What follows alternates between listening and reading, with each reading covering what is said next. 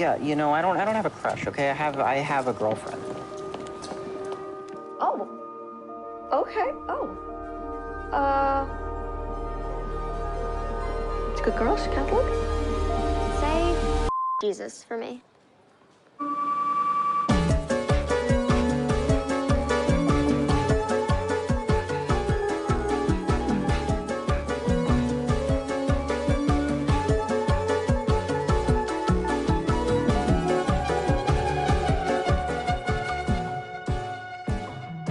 Hey, Dad, guess what?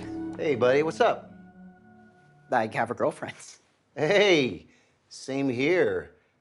High five. Oh, yeah, awesome. Good for you. Ladies and gentlemen, boys and girls, children of all ages, we are so glad to have with us here from a fantastic film named Lemonade Blessing, debuting at the Tribeca Film Festival, Skye Alyssa Friedman. Hello, Skye. Hey, so excited to Now, be here.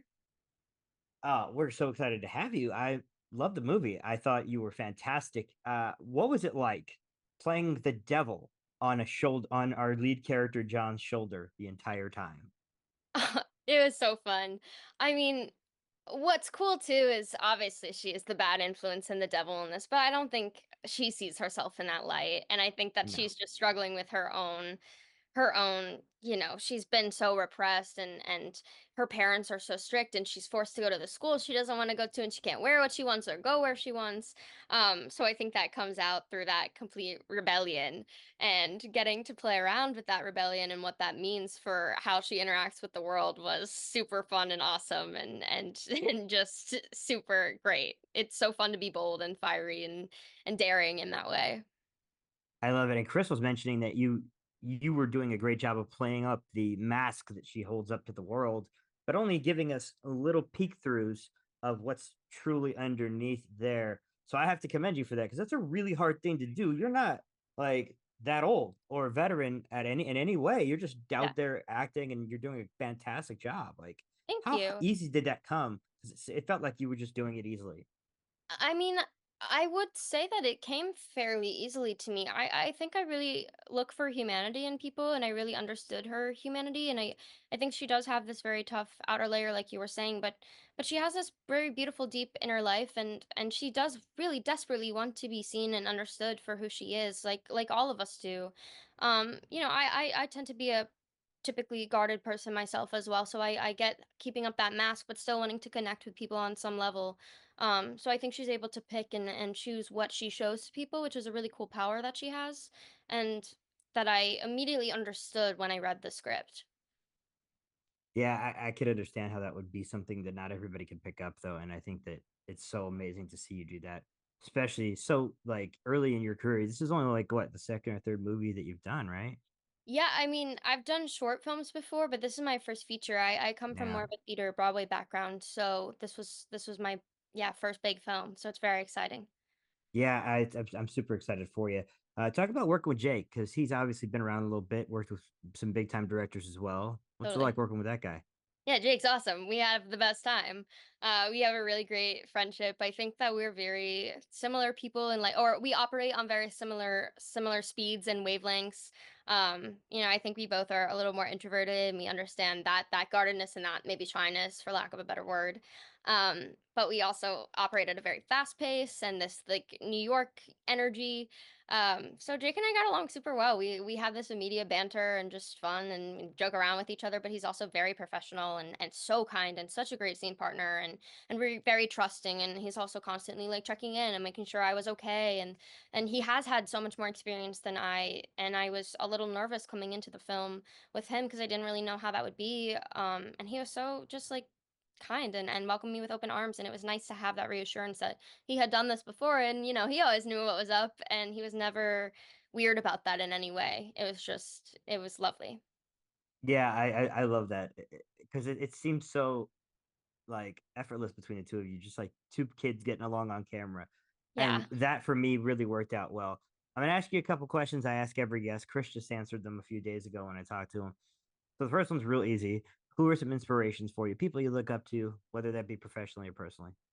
Yeah, I mean, I think originally a lot of my influence came from theater. I think I've found this like big love for film very, very recently, and influences. I love like darker and like complex and like pushing boundary films a little bit. I've been watching a lot of like Darren Aronofsky's work and similar. I also love like quirky, a little authentic like films like Little Miss Sunshine. So stuff like that. Robin Williams was a huge, huge influence for me. He's probably my favorite actor of all time. I just think that he completely understood humanity and he was able to blend just like complete comedy with this like absolute vulnerability and I've looked up to him my whole life and I've watched like all of his films. And he's definitely a type of actor that I would want to be.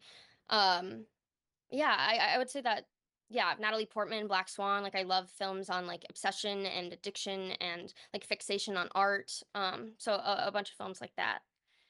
Well, I don't know if you've seen it, but Aronofsky's Black Swan is actually based on an anime film, Perfect Blue. So I would recommend that to you. Yes, I just watched that recently, Did you? actually. Yes, Oh, it was it's so good. incredible. It's so So good. good. I just watched that like 2 weeks ago.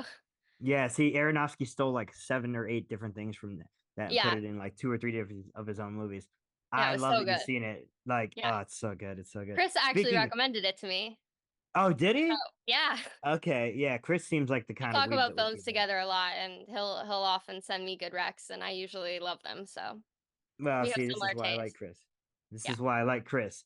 Yeah. Uh, no, the second question is a little bit harder, and it does have to do with your tastes. Okay. You only have 2 movies you can watch for the rest of your life. What two and why? Okay, definitely Little Miss Sunshine. That's a big comfort film for me. I've watched it so many Nice. times. I love the dialogue in it. I love the heart. I love the like screwed up family dynamics. But like still this love. I just think it's a perfect film. The next film, that's much harder. I think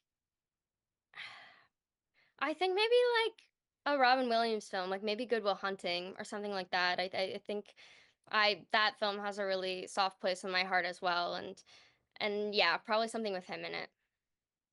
I love that. I love Little Miss Sunshine. We just did an episode on coming of age films on my podcast, and on our artwork, which is similar to what you see back here, was Yeah, all of us as the Little Miss Sunshine poster, love it. and we had That's so much perfect. fun. I It's loved such it. a good film. It really is. It's an excellent film, and I love that you've talked about you picked a film like this, a coming of age film, because that's what this is. Yeah, This is I love to watch coming of age films, and I also love films that blend, all of the genres. Like I love dramedies, like because I just think that's interesting and more of what life is. So yeah, yeah. See, I love that this is a coming of age rom com of sorts. And I yeah, mentioned to Chris something similar to like Submarine, yeah, yeah, yeah. or the end of the fucking world, which is a great TV show. Such That's a a good good TV example. show. Yeah, Yeah, a great example of what something like this is doing. So I wanted to ask you that. So you're looking at this character, Lilith, aka Rachel. Uh, how do you get in the mindset of a character like that? Somebody who's living in the fantastical because their reality is not what they want it to be. yeah. I mean, again, I think I really just connected to her immediately. So her mind, like it wasn't a huge shift in mindset. I think that she is this very creative, artistic person, and she has this rich, fantastical life and this world that she wants to be living in and who she wants to be seen as. So a lot of her is trying to project that always, but she is forced to deal with the cards she's been dealt and the school that she has to go to and she doesn't have a good relationship with either of her parents. Her father is super strict. Her mom is, as she calls her, a face with no mouth. She doesn't want to be either of them. So I like this balance of struggling to figure out like how she can obtain that, but also like realizing the reality that she's stuck in and what she's doing to rebel against that. I loved your turn here. There were some things that came out of your mouth. I was like, oh, that's okay. Yeah. Yes, if my niece had said that, I'd have been like, oh no, no, no, no. Yep, I yep. loved that. That She's threw the me off, and positive it was, one. yeah, it was really really confrontational for me. I loved it. I Yeah, love that she's because it she's was very like daring. I there's no respect it. filter. No, no filter. That's like the best part about this character, and you did such a great job of like saying, you know what, I don't really care. Yeah. Let's just be who she is. Yeah, I mean, she's I also love like that. she's trying to grasp at any sort of power or control that she can have because she doesn't have any power or control at her home life or her school life. So I think when she sees John, that's a major opportunity for her to be like, I can have power over this man. Like I can see how easily influenced he can be, and I can exert that over him. That poor guy. Now, I want you to give me a 30-second elevator pitch to somebody who is interested in maybe attending one of the 4 screenings at Tribeca to check this movie out. Why should they do so? Yeah, I think they should come because it's a really fun, raunchy movie, but also has this like deep pulse and heart. I think it's so cool to see adolescents actually be adolescents and fumbling and innocent and trying to figure out who they are. And I think we can all relate to that because no one really knows who they are at that age. And I think you'll have a great time seeing this movie. I think it pushes some boundaries, and I think everyone can relate to it and enjoy it. I would completely agree with that synopsis that you've just given. I think it's such a great boundary pusher. It's going to be a cult classic for sure. I think it's one that's going to be seen for a long time. And I think it'll be appreciated later on than it will be, in the present. And I love being on the foreground of those sort of things instead of in the background. Yeah, So I hope people do go check it out I hope so at too. Tribeca. At Tribeca, it's going to be at the festival. Guys, make sure you check it out. If they need to and want to, reach out to you on social media. Do you have social media? Is that a thing you do? I do. I do have social media. My main social media is Instagram, and it's just my name at Skye Alyssa Friedman. Make sure you don't harass her too badly, but just let her know, hey, you were awesome in the movie. If you saw Thanks. it, we'll make sure we share that with everybody. Of course, thank you so much, Sky, for being with me today. I Thank you really for having me. appreciate you giving me any minutes of your day. I know you're busy today, talking to a lot more important people than me. So Oh, thank you please. so This was much. lovely. Thank you. You have a great day. You too.